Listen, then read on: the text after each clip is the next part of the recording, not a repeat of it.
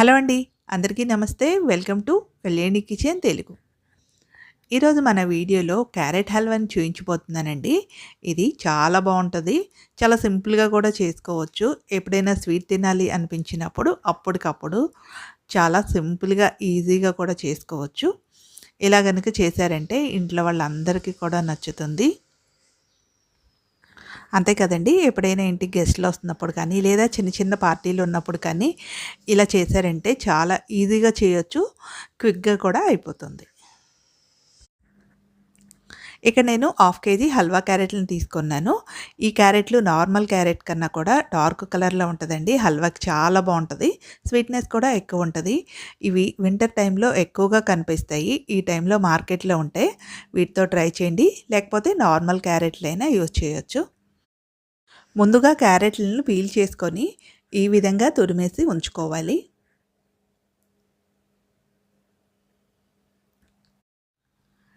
Next ఏదైనా ఒక మందంగా ఉండేటటువంటి పాన్ పెట్టుకొని అందులో కొద్దిగా నెయ్యి వేసుకొని కట్ చేసుకున్నటువంటి బాదం పప్పుని, జీడిపప్పుని వేసుకొని దోరగా ఫ్రై చేసి తీసుకోవాలి. బాదం పప్పు, జీడిపప్పు ప్లేస్‌లో మీరు ఇవే కాకుండా ఇంకా డ్రై ఫ్రూట్స్ ఏమైనా యాడ్ చేసుకోవచ్చు. మీ ఇష్టం అది. పిస్తా కానీ లేదా కిస్మిస్ కానీ ఇంకా యాడ్ చేసుకోవచ్చు. ఇలా దోరగా ఫ్రై అయిపోయిన తర్వాత ఇప్పుడు వీటన్నిటిని ఒక బౌల్లోకి తీసుకొని పెట్టుకోవాలి.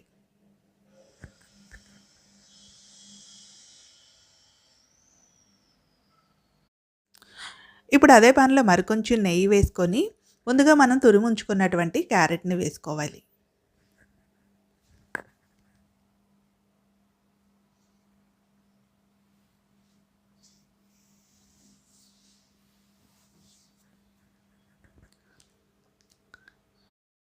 క్యారెట్‌ని కొద్దిసేపు నెయ్యిలో ఫ్రై చేసుకోవాలి.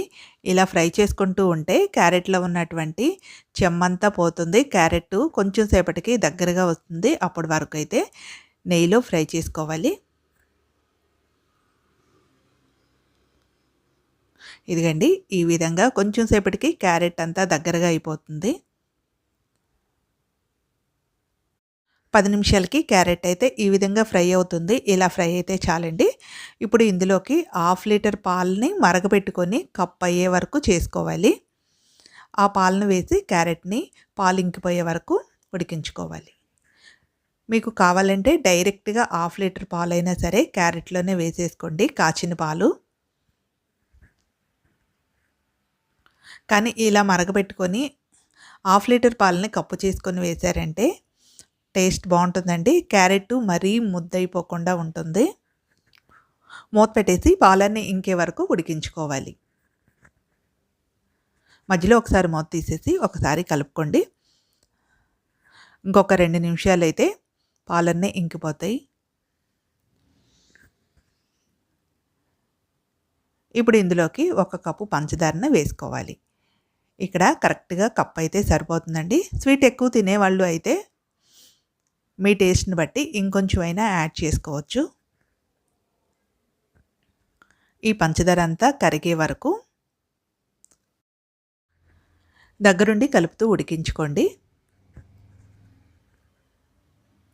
ఇలా కలుపుతూ ఉంటే పంచదార అంతా మెల్ట్ అయిపోతుంది. ఇదంతా దగ్గరకొచ్చే వరకు ఉడికించుకోవాలి. ఇప్పుడు ఇందులోకి ఇలాచీని కొంచెం షుగర్ ఏసి గ్రైండ్ చేసుకున్నాను. ఆ పౌడర్‌ని ఒక స్పూన్ వేసుకోవాలి. ఇలా హల్వా అంతా దగ్గరకొచ్చే వరకు ఉడికించుకుంటే సరిపోతుంది. మనకి గులాబ్ జామ్‌కి పాకం వచ్చినట్లు వస్తే చాలు.